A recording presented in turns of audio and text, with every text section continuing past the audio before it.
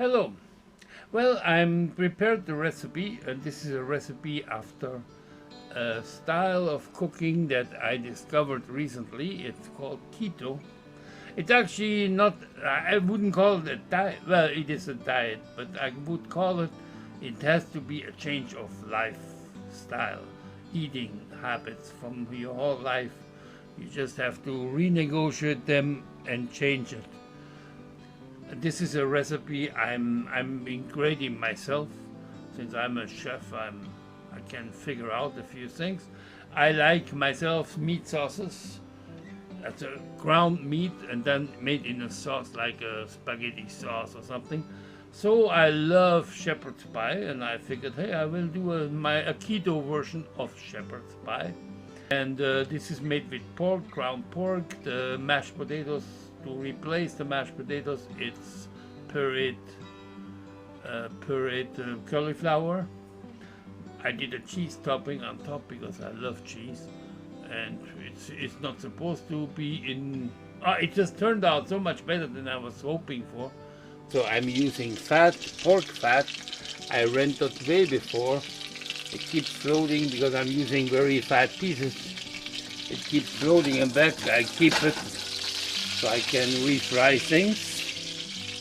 Well, I'm working with what I got, so I had 2-3 packages of champignon in the fridge. I will fry those. I will fry them very long because I love when they get the fried flavor and a bit dried out. Now fried, dried out, and with this frying them very strongly, it keeps a lot of good mushroom flavor. Right after this I will add the pork to fry my ground pork. But I think before that I will fry some bacon pieces which I caught before. They will leave and release again some fat also, which I will use to fry the pork in. This bacon I want quite crispy. Well, this is the bacon has been fried to quite crispy on the outside, and I want him out of there before he burns. Sorry, I had to use my camera to put that in. Into that very hot fat, I will drop now ground pork. I bought this amount. I will use half of it. The other half I will freeze in portions so I can use it at another date. I will make the sauce today, but the cauliflower I will do tomorrow or day after tomorrow when I actually gonna eat this. This is just the base preparation in the bottom of this pan, and then later on the mashed potatoes or cauliflower puree and the cheese which will be baked in on top. That will be later on. Well, here it will take a while now. I will show you when I'm going to the next step after I need to fry this all down, get some flavor, fried flavor from the pork, so that's why it will take a while. I will probably need more fat. For this I will use this my own fat I made. This is made butter, clarified butter, because it's not good for keto to use the whole butter with the whey. So I clarified it just to have the fat. I keep it in the fridge, and I use this when I fry anything from eggs to steak to vegetables. It's fried with clarified butter. Well, you see, the meat has becoming a bit brown. That means some flavor is in there now, some fried flavor which will add to the whole tastiness. I'm adding cut onions now. I use about 1.5 onions. I actually like to use more, but onion is not that good for my diet. I just don't wanna cut it out because it has a lot of sugar in them. So I use this, and there you saw some garlic I cut.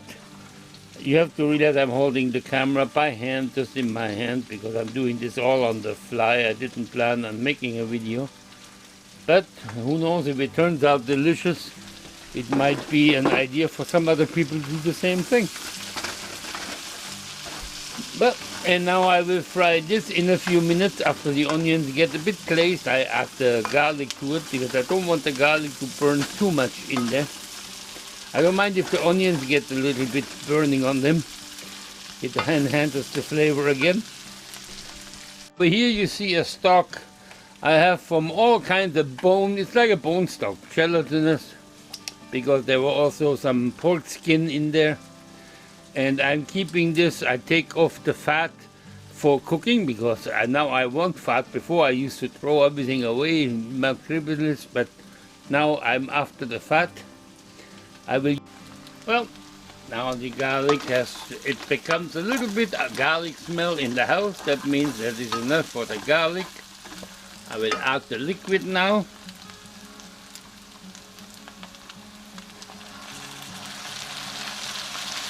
I try not to make too much, so it will reduce a little bit.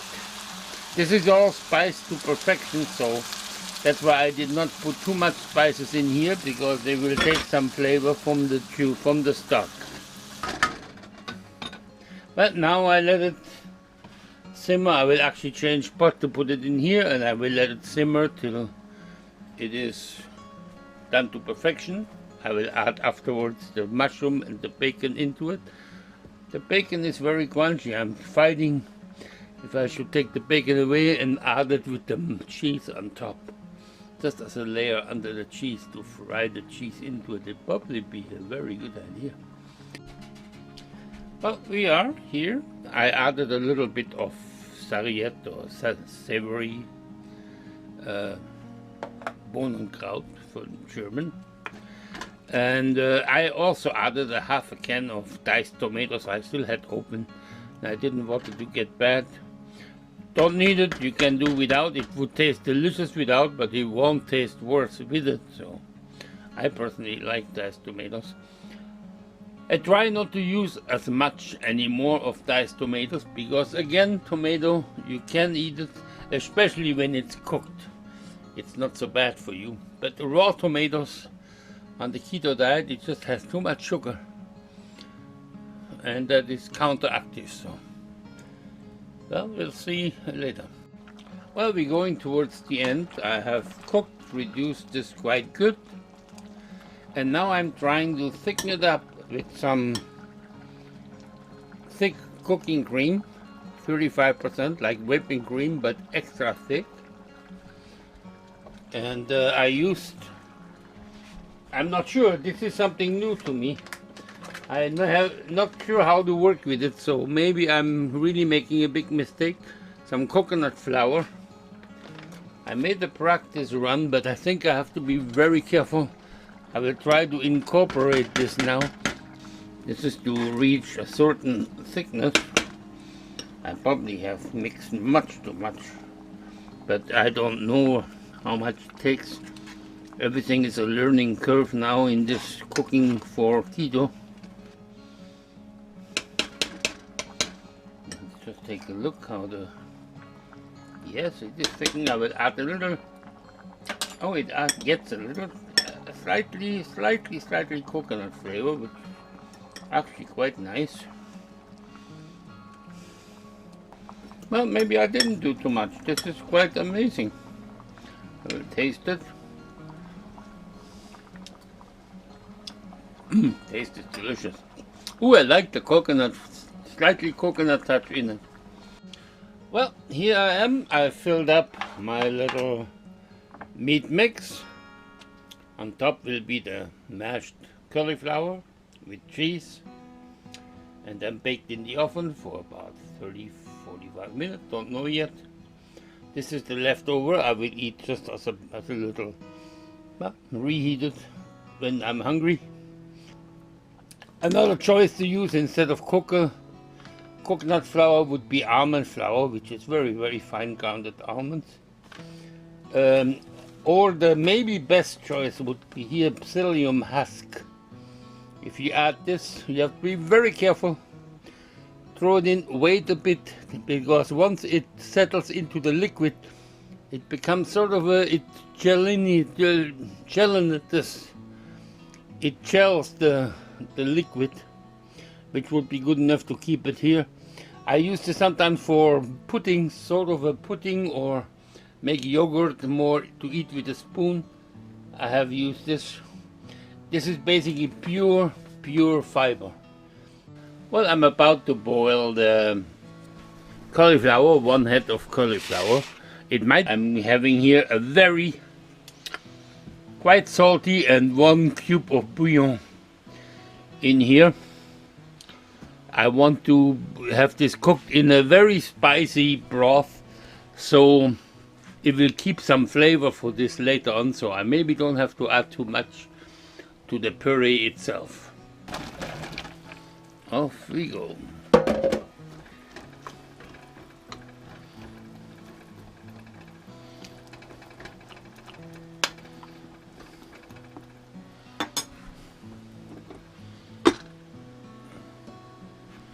Now I let this boil for I don't even know how long, but I will check that everything in the center, especially the hard pieces, will be cooked. Well, I made a little mistake. I went too far. First of all, I separated the liquid from the cauliflower, let it drip off completely. Then I added all the cauliflower in my food processor. I added a half a ball of nutmeg to it because I like the flavor of nutmeg, and 3 eggs. Actually 3 egg yolks, 1 egg white. I didn't want it too thinly. And now I will add to the mix. I did this in a puree fashion to have it real pureed up.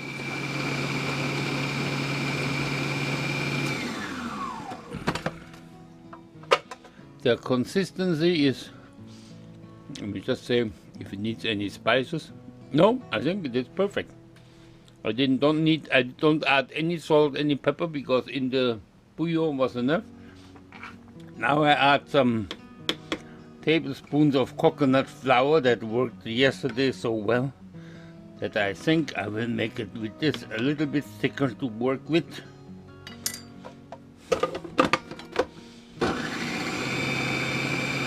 Now again, I will have to wait a few minutes till the cauliflower will be mixed correctly.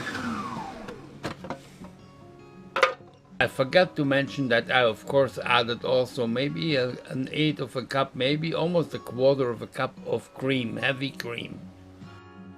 Well, what you saw me put in, I added about, again, the same amount of coconut flour. I also made this liquid with the part of the cream, 35%. Thicker cream, thick cooking cream they call it. That's it. I think it will be ready to be spread onto the. I will show you how well my meat sauce worked out yesterday and how thick it got.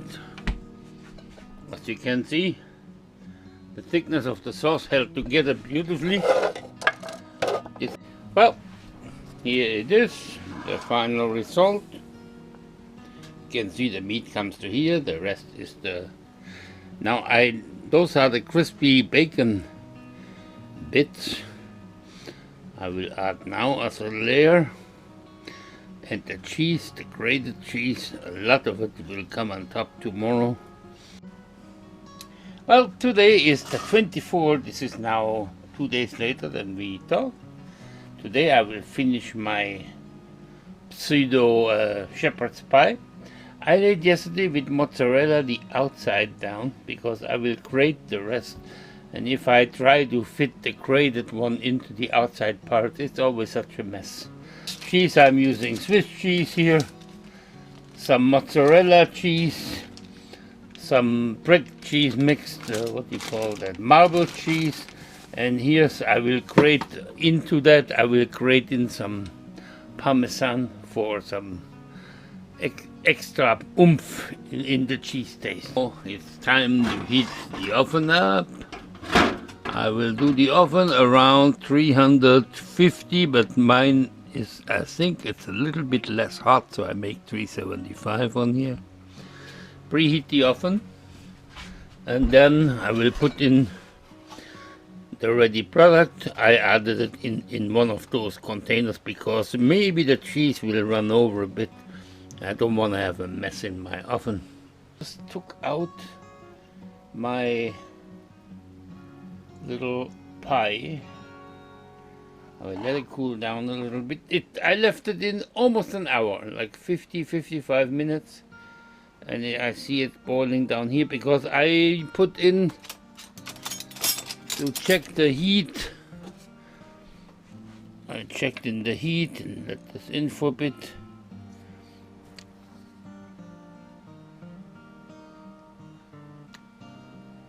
Seems to be alright. Might be a little bit cool still in the center, but it is all cooked before, so. Well, this, you see, it cooked quite nicely. My puree I will dish out now one corner.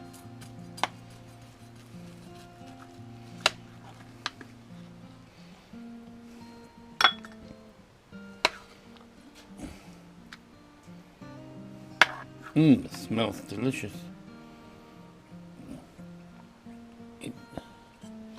It does smell delicious.